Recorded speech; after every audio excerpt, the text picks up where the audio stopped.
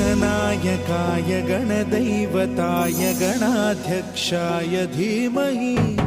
गुणशरीराय गुणमण्डिताय गुणेशानाय धीमहि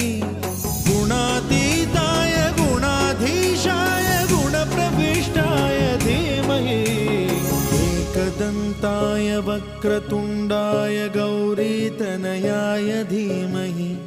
गजेशानाय भालचन्द्राय श्रीगणेशाय धीमहि